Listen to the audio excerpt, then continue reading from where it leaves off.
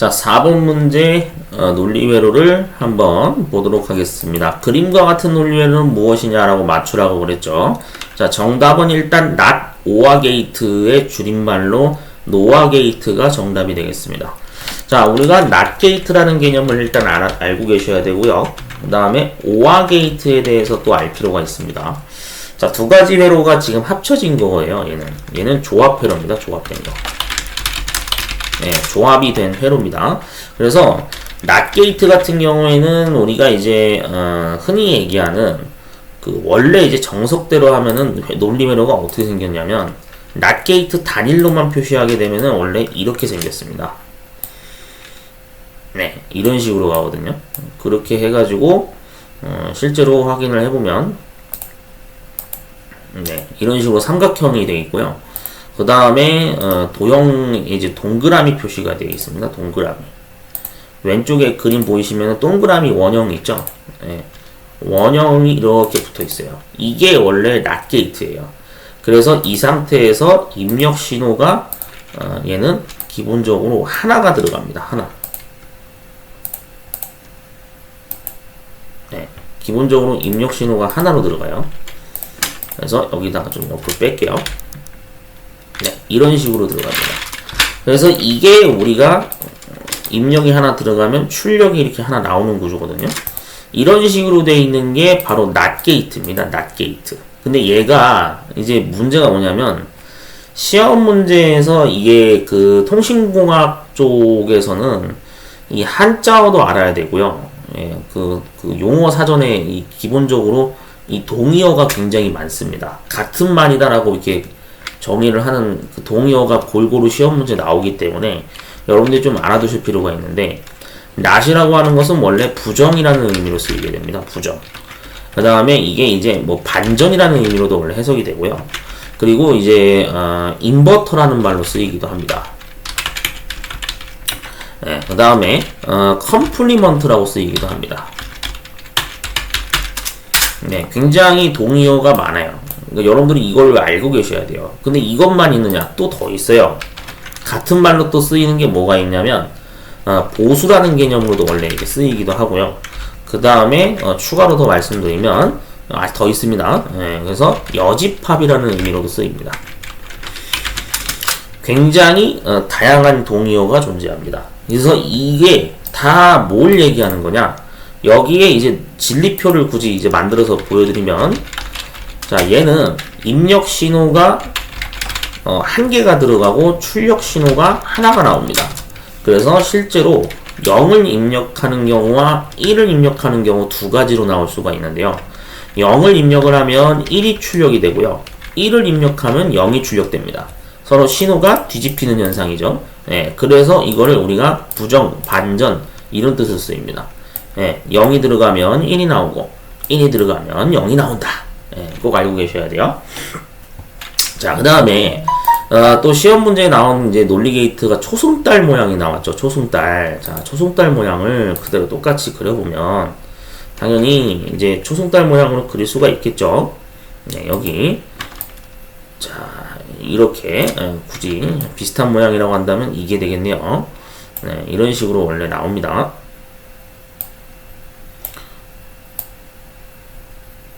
얘로 하지 말까? 다른 비슷한 도형이 있을 것 같은데. 아니, 적어도 되긴 돼요. 되긴 돼요. 그래서 초승달 모양 도형을 쓸 수가 있겠죠. 원래 약간 파여 있습니다. 모양 자체가. 그렇게 돼 있어요.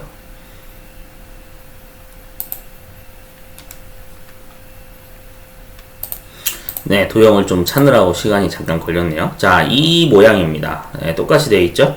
자, 이렇게 초승달 모양으로 되어 있는 상태에서 입력 신호가 실제로 여기 이렇게 들어가고요.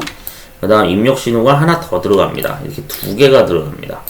그 다음에 출력 신호로 이렇게 나오는 구조.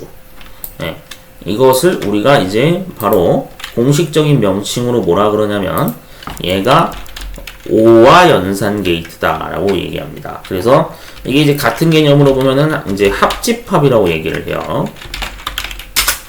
네, 합집합. 그래서 같은 의미로 또 이제 해석이 되는 게 또는 그 다음에 이거나 이런 뜻으로 해석이 되죠. 자, 그래서 얘는 이제 전자공학 쪽에서는 더 깊이 들어가게 되면 전자계산기 분야 쪽 자격증에서는 이렇게도 얘기하죠. 셀렉티브 세트 연산이라고 얘기하죠. 네, 알고 계시면 좋습니다. 셀렉티브 세트 연산 기호다라고 얘기해도 맞는 말이에요. 그래서 입력 신호 진리표를 확인해 보면은 이제 얘는 이렇게 됩니다. 자, 입력 신호가 일단은 2개가 들어가야 돼요. 네, 입력이 2개가 들어가고 여기에 출력이 나오는 구조로 되어 있습니다. 자, 그래서 00, 01, 10, 11이 되겠죠. 자, 그러면은 우리가 이제 공식적으로 계산식을 봤을 때는 원래 어떻게 표시하냐면은 얘는 이제 덧셈을 하는 거기 때문에 여기 0, 여기 1, 1, 1 이런 식으로 됩니다. 자, 1 더하기 1에서 2다라고 얘기하면 맹구죠. 그러면 안 돼요. 예, 2가 아니에요. 이거는 맞다 틀리다의 그 논리 개념이기 때문에 말 그대로 둘 다 참이면 참으로 결과가 나오는 마치 덧셈 연산과 비슷하다 그래가지고 그래서 보통 논리식을 표현할 때 이렇게 표현하는 거죠. A 더하기 B. 보통 이런 식으로 표현을 합니다. 우리가 집합 개념 배우셔서 아시겠지만 원래 A 더하기 B 이렇게 표시해도 되고 집합 개념으로 하게 되면은 A 합집합 B 이렇게 표현을 하는 거죠. 둘 다 서로 같은 표현식입니다. 이런 식으로 표현하는 거예요. 자, 그러면은 낫게이트는 그럼 어떻게 표현하냐? 낫게이트는 여러분들 뭐 아시다시피 원래 A의 여집합 그러잖아요. 그러면은 A의 여집합이니까 보통 원래 이렇게 표현하죠. 약간 위첨자 써가지고 원래 표현합니다. 굳이 하자면 여기다가 표현을 해드릴게요. 자, 여기 A 이렇게 해놓고 원래 여집합 기호니까 위첨자 여기 쓰는 기능이 있나? 하여튼 한글 문서로 표시해드릴게요. 한글 문서. 이건 원래 엑셀보다는 한글이 편하더라고요. 뭐 기왕에 하는 거 기호 보여드릴게요. 자, 여기에 있습니다. 자, 그래서 어떻게 표현하는 거냐면 자, 수식으로 제가 입력 들어갈게요. A의 위첨자죠. 여집합 이렇게 표시하겠죠. 자, A의 여집합 이게 바로 우리가 얘기하는 A의 여집합입니다.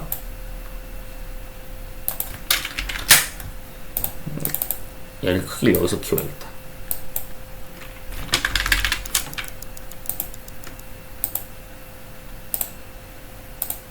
네, 이렇게 됩니다. A의 여집합. 그래서 이거를 이제 공식적으로 표현하면 어떻게 되냐면 이렇게 돼요. A의 바라고 표시해도 됩니다. 원래 막대기를 그냥 위에다 이렇게 씌우거든요. 이렇게 표현해도 됩니다. 이렇게 표현을 해도 같은 표현이에요. A의 여집합 이렇게 C 위첨자로 표시하셔도 되고 그 다음에 이제 논리식으로 원래 이제 공식적으로 인정되는 불대수 공식에 의해서 이렇게 A 위에다가 막대기를 씌우셔도 됩니다. 같은 표현이에요. 자, 그래서 이게 바로 낫게이트의 어떤 표현식이라고 볼 수가 있습니다. 그러면 자, 실제로 지금 여기 문제에서는 어떻게 했냐면